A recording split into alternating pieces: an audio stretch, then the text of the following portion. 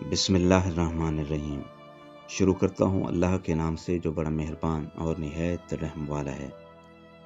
مدینے کی شام تھی، سورج آہستہ آہستہ رخصت ہو رہا تھا، آسمان سرخی میں ڈوب رہا تھا اور گلیوں میں خاموشی اترنے لگی تھی۔ مگر ایک گھر ایسا تھا جہاں سادگی تو تھی لیکن روحانیت ایسی کہ فرشتے بھی سلام کیے بغیر نہ گزرتے، اور وہ گھر تھا سیدہ کائنات حضرت بی بی فاطمہ الزہرا سلام اللہ علیہا کا گھر۔ گھر میں زیادہ کچھ نہ تھا، نہ سونے کے برتن، نہ شاہی کھانے، نہ نرم بستر، صرف ایک چکی، ایک مصلی اور اللہ کی محبت سے بھرا ہوا دل۔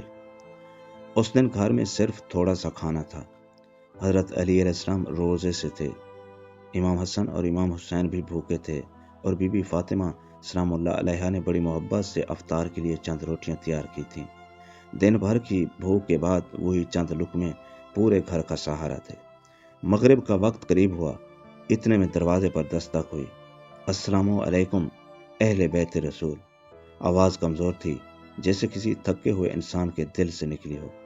حضرت علی علیہ السلام نے دروازہ کھولا۔ باہر ایک غریب مسافر کھڑا تھا، چہرے پر سفر کی تھکن، آنکھوں میں بھوک اور آواز میں بے بسی۔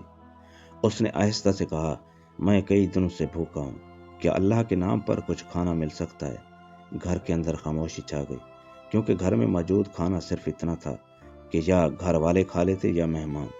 یہ وہ لمحہ تھا جہاں انسان اپنے نفس کو دیکھتا ہے، اور اہل بیت وہ تھے جو ہر بار اپنے نفس پر اللہ کی رضا کو ترجیح دیتے تھے۔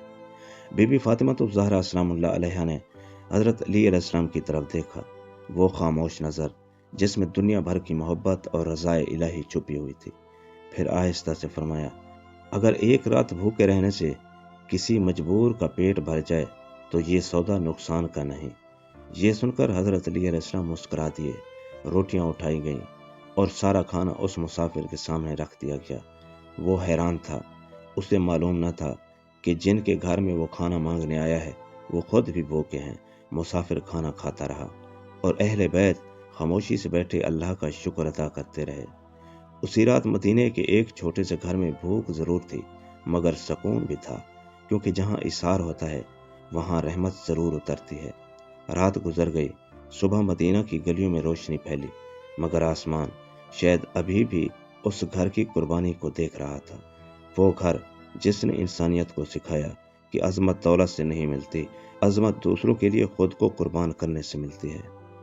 اس واقعے سے ہمیں یہ سبق ملتا ہے، جو انسان اپنی ضرورت پر دوسروں کی ضرورت کو ترجیح دیتا ہے، اللہ اس کے دل کو ایسی دولت دے دیتا ہے جو کبھی ختم نہیں ہوتی۔